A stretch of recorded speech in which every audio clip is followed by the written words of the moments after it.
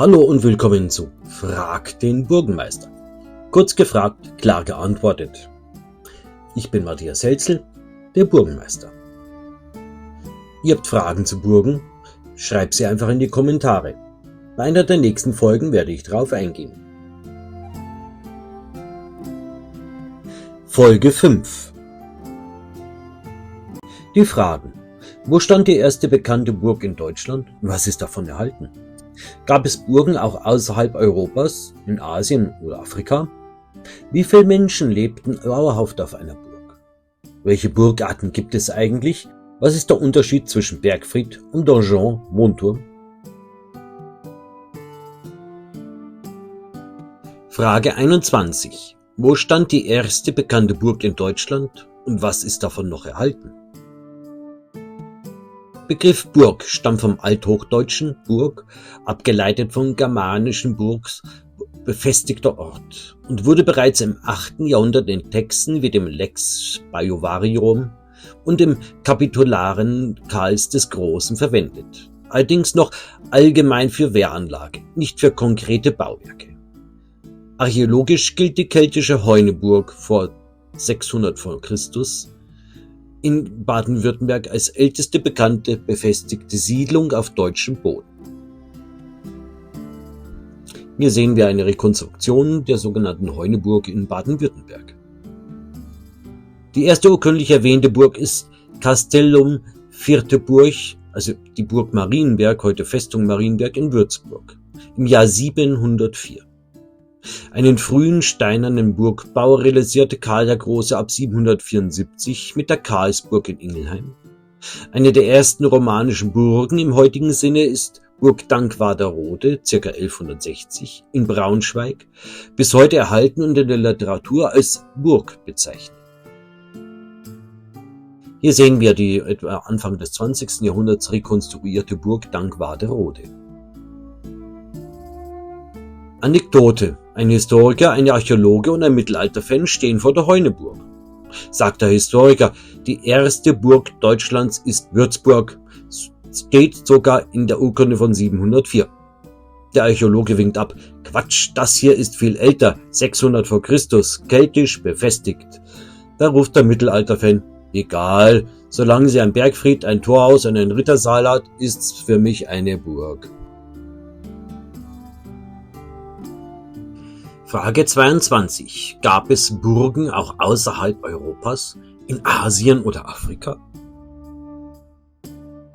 Ja, ganz klar. Auch außerhalb Europas existierten befestigte Herrschaftssitze, die man funktional durchaus mit europäischen Burgen vergleichen kann. Zwar unterscheidet sich Form, Baustil und Material, doch die Grundidee, Schutz, Kontrolle und Repräsentation ist universell. Beispiel: Himeji-yo, Japan. Die Burg Himeji zählt zu den bekanntesten japanischen Burgen und wurde im 14. Jahrhundert begonnen. Sie diente den Samurai als Festung, Verwaltungszentrum und Wohnsitz. Mit ihren weißen Mauern, raffiniertem Verteidigungssystem und weitläufigen Wehrgängen gilt sie als herausragendes Beispiel für die japanische Burgenarchitektur. Funktional ähnlich wie europäische Burgen, aber mit vollkommen anderer Ästhetik und Bauweise. Hier sehen wir diese Burg Himeji. Beispiel Vor Jesus, Kenia. Das Vor Jesus wurde 1593-96 von den Portugiesen in Mombasa, heute Kenia, errichtet. Es diente der Kontrolle über den indischen Seehandel und der Verteidigung gegen osmanische und arabische Angriffe. Dieses Fort zeigt, wie europäische Burgenkonzepte auch in Afrika umgesetzt und lokal angepasst wurden. Hier ein Blick auf das Fort Jesus von den Portugiesen.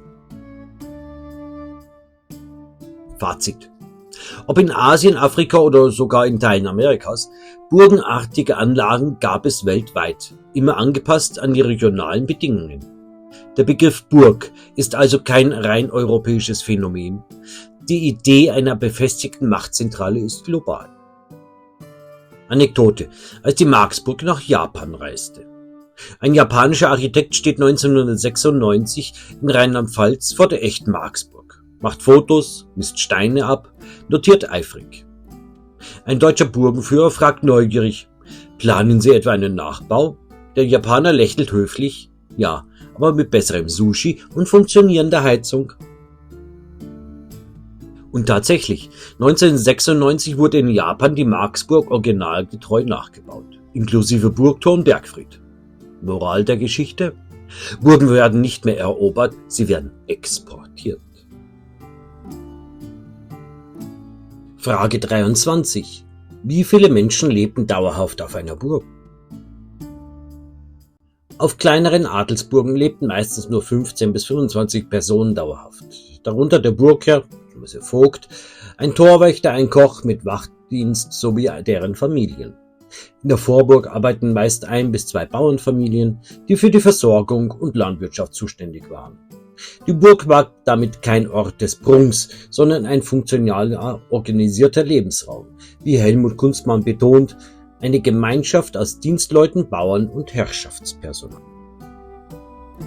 Auf großen landesherrlichen Burgen, etwa der Plassenburg oder der Feste Coburg, war das anders. Dort lebten bis zu 100 oder mehr Menschen, darunter Kanzleipersonal, Soldaten, Handwerker und viele Bedienstete.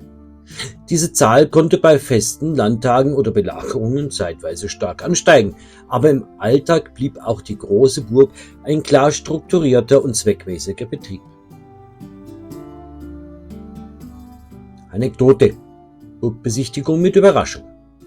Bei einer Führung fragt ein Besucher ganz aufgeregt: Und wie viele Menschen lebten hier auf der Burg? Hunderte oder mehr? Die Burgführerin lächelte und sagt: Nein, eher so 15. Ein Vogt, ein Torwächter, ein Koch, ein paar Bauern und alle mit Familie. Der Besucher stutzt. Und wozu der ganze Platz? Dafür die Führerin: Na ja, damals war es wie heute. Wenn man mit mehreren Leuten unter einem Dach wohnt, will jeder möglichst weit weg von dem anderen sein. Frage 24. Welche Burgarten gibt es eigentlich?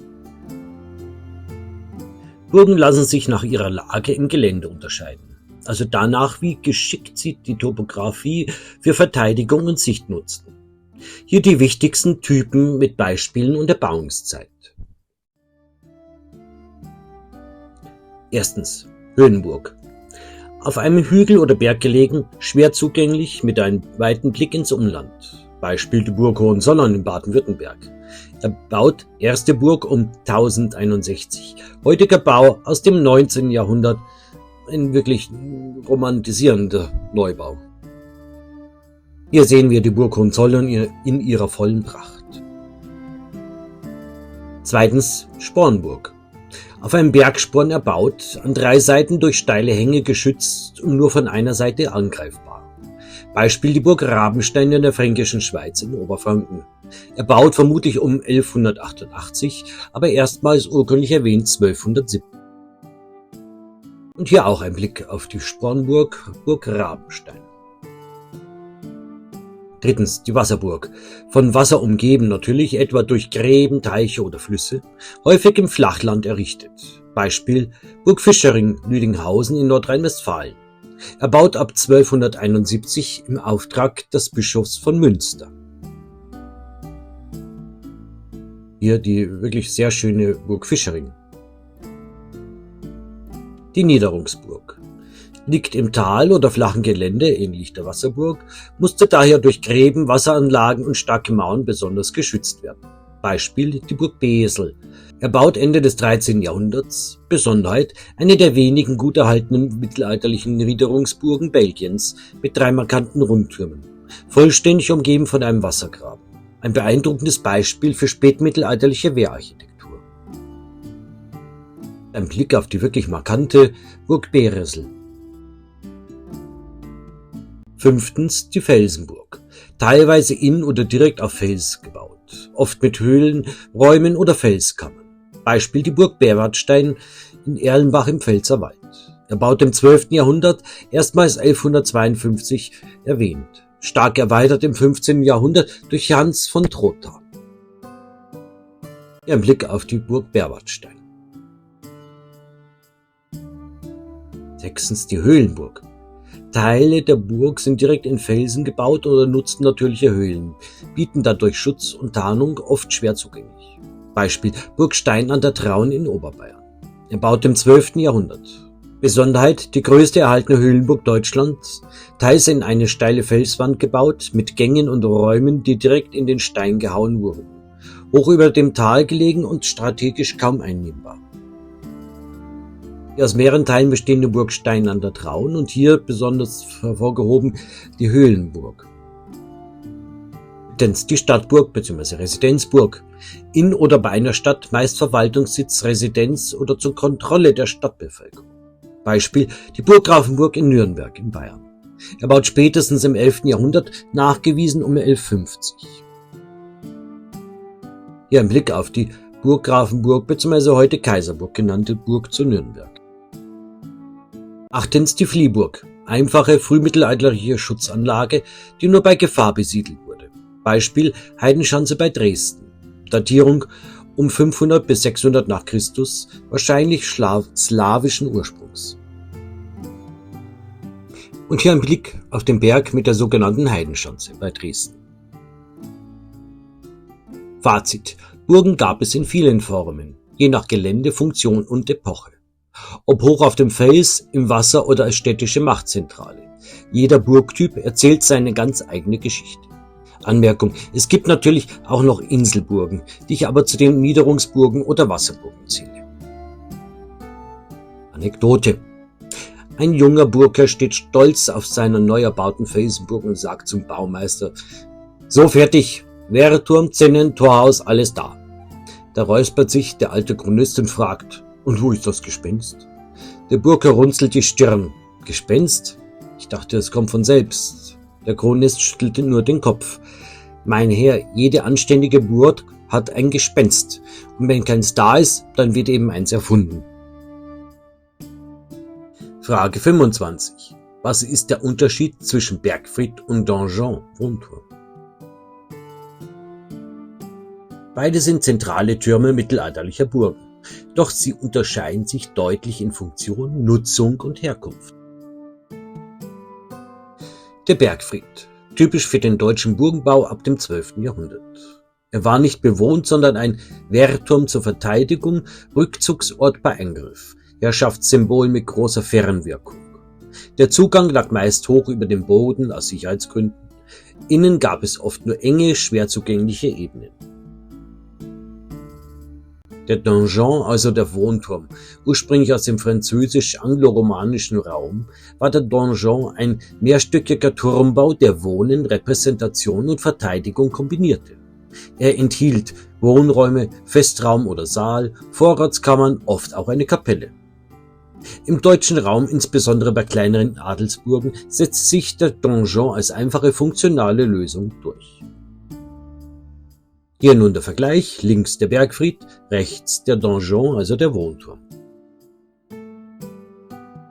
Dote, ein Ritter im 13. Jahrhundert, ließ auf seiner Burg einen mächtigen Bergfried errichten. Zum Schutz vor Feinden, wie er betonte. Doch sein junger Knappe fragte keck: Aber Herr, ihr wohnt doch gar nicht dort oben. Warum lasst ihr dann so hoch bauen? Der Ritter brummte: Weil mein Schwiegervater Höhenangst hat. Später schrieb ein Mönch aus der Region in sein Tagebuch: Der Bergfried ward also nicht nur zur Wehr gebaut, sondern auch zum Frieden im Haus. Geschichte ist kein Geheimnis. Man muss nur wissen, wo man fragt. Das war's schon wieder. Bis zur nächsten Folge. Fragt den Burgenmeister.